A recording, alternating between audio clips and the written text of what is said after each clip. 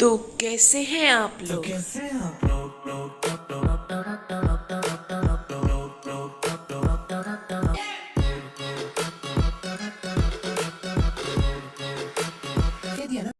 Hello दोस्तों, मेरा नाम है आर्यन और मैं स्वागत करता हूँ मेरे चैनल द एस फैक्ट्स में। सबसे पहले मैं तो आपसे एक क्वेश्चन पूछना चाहूँगा। पूछ सकता हूँ क्या? हाँ, पता है पूछ सकता हूँ। तो क्वेश्चन मेरा ये है कि ज़रा ये पिक्चर देखो और मुझे बताओ कि ये इस पिक्चर में आप क्या देख पा रहे हैं। नहीं नहीं, ये कोई 2050 में बनने वाला शहर नहीं है। तो आप ज़रा बताइए कि आपका रिएक्शन क्या होगा जब मैं बोलूं कि ये 10,000 साल पहले बना हुआ हमारा एटलांटिस शहर है। वही एटलांटिस जिसके बारे में आपने सुना है कि कुछ 9,000 ईयर्स पहले वो सब मर्ज हो गया। एंड आपका क्या रिएक्शन होगा कि अगर मैं कहूँ कि एटलांटिस सबमर्ज ना हुआ हो। वेल, आपके माइंड में एक क्वेश्चन तो आ रहा होगा कि किस तरीके से ये वाटर रिंग बनाई होगी, किस तरीके से इसका कंस्ट्रक्शन होगा। एक बात ज़रा मैं बता दूँ, हर इस एटलांटिस में की हर एक वाटर रिंग पे एक मॉडर्न डैम है। एंड यही नहीं, इसके हर एक लैंड वाली जो हमारी रिंग है ये एक अलग अलग मेटल से बनी है। एंड रिमेंबर दैट ये 10,000 पहले की बात है। एंड वो भी इस हमारे एटलांटिस के लोगों ने अफ्रीका के एंड यूरोप के बहुत सारे एम्परर्स को अपना गुलाम बना दिया। वेल, सिंपल वर्ड्स में कहूँ तो सिंपल सा मतलब है कि बहुत सारे लोगों, बहुत सारी कंट्रीज़ को इसने कब्ज़ा कर लिया। बट क्या हुआ एटलांटिस का? किस तरीके से ये डूबा? क्या इनकी प्रकृति ही इनका विनाश का कारण बनी या क्या? तो वेल, आपके सारे के सारे सवाल के इस वीडियो में मैं आंसर दूंगा। बट उससे पहले ज़रा आप कमेंट डाउन करके ये ज़रूर बताइए कि क्या आपका रिएक्शन होगा अगर मैं कहूँ कि एटलांटिस कभी भी पानी में सबमर्ज हुआ ही नहीं, जबकि वो हमारे हमेशा आंखों के सामने था। कहाँ? हमारे सहारा डेजर्ट में। क्यों हक्के बक्के बहुत चक्के रह गए ना? वेल, सारा एक्सप्लेनेशन दूंगा मैं इस वीडियो में।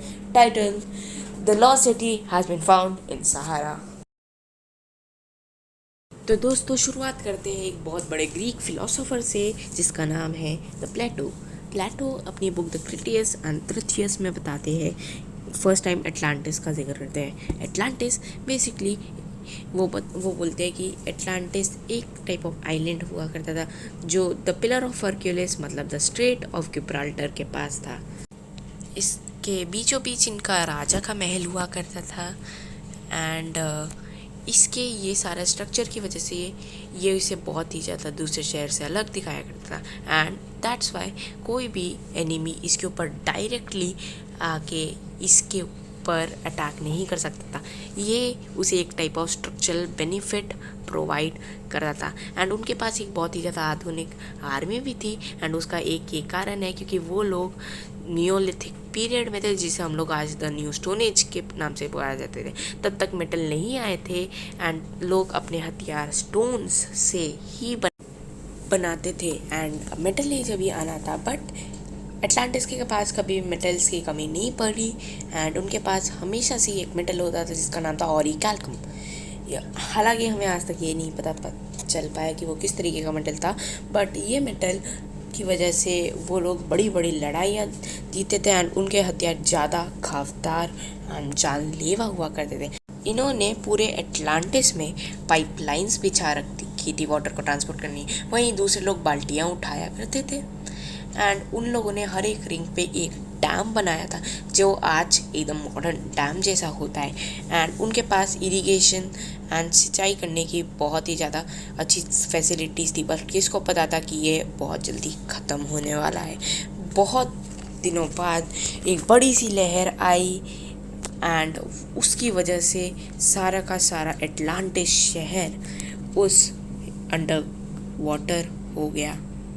कई साइंटिस्ट सोचते हैं कि प्लेटो की ये तो सिर्फ और सिर्फ एक मनगढ़ंत कहानी थी, बट वो लोग एक चीज़ भूल चुके थे कि प्लेटो के हिसाब से 9,000 साल पहले एटलांटिस ख़त्म हुआ था। एंड 9,000 साल पहले ही हमारे अर्थ पे एक जियोग्राफिकल फिनोमेना हुआ था, मेल्ट वाटर पल्स 1b।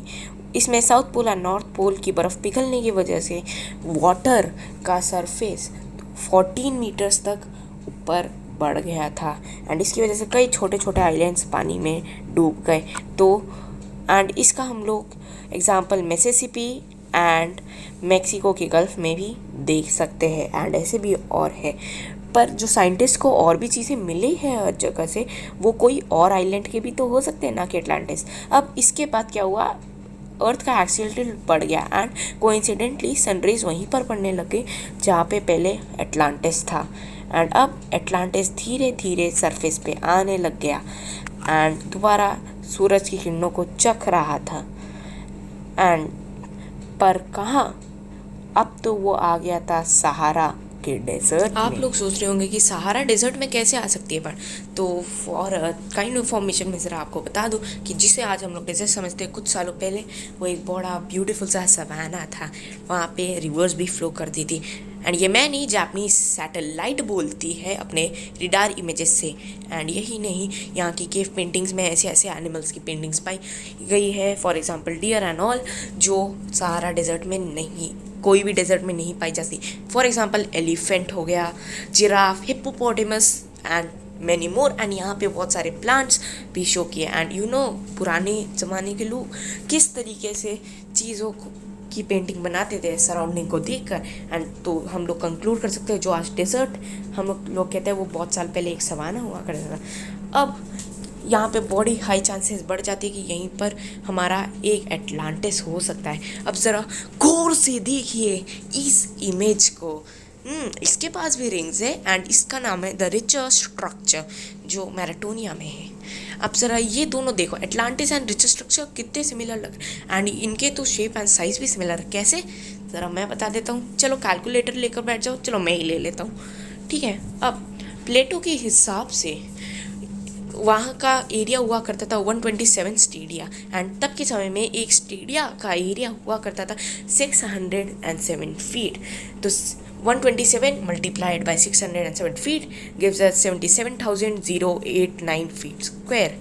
इसको किलोमीटर्स में करें तो 23.049 किलोमीटर्स स्क्वायर आंसर आता है एंड हमारे रिचर स्ट्रक्चर का भी एरिया इतना ही आता है 23.5 किलोमीटर स्क्वायर। एंड प्लेटो के हिसाब से उसके पीछे एक माउंटेन रेंज भी थी एंड वैसी ही same to same mountain range हमारे रिचर स्ट्रक्चर के पीछे है। गूगल मैप्स खोल के देख लो, ये रही हमारी माउंटेन रेंज एंड यहाँ पे आपको कुछ दरारें दिखेगी जो कंक्लूड करती है कि यहाँ पे पहले बड़ी सी रिवर फ्लो हुआ करती थी।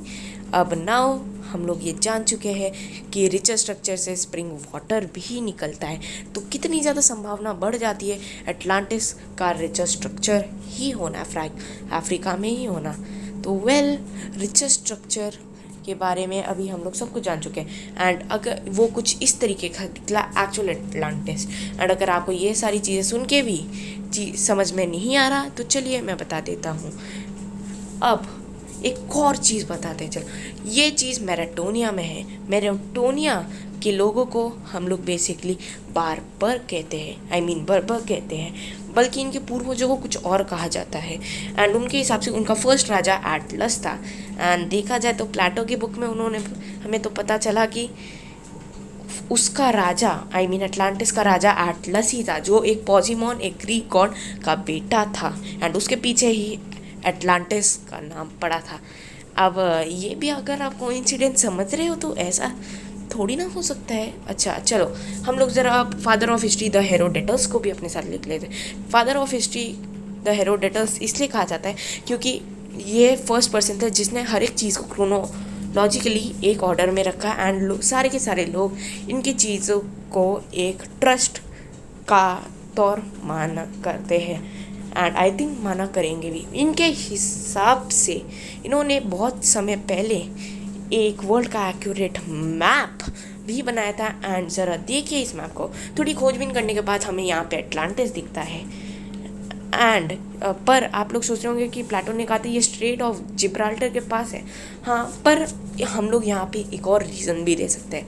प्लेटो को भले पता हो कि वो स्ट्रेट ऑफ जिब्राल्टर के पास है, बट इतना ना पता होगा कि कितना ही ज़्यादा दूर है। साउथ में है पर कितना ज़्यादा दूर है एंड जहाँ पे तब का एटलांटिस था, वहीं पर आज का हमारा मेरिटोनिया है and most precisely richer structure है।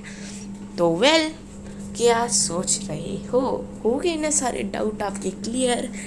बता दिया ना मैंने कि किस तरीके से तब का एटलांटिस आज का हमारा रिचर स्ट्रक्चर है।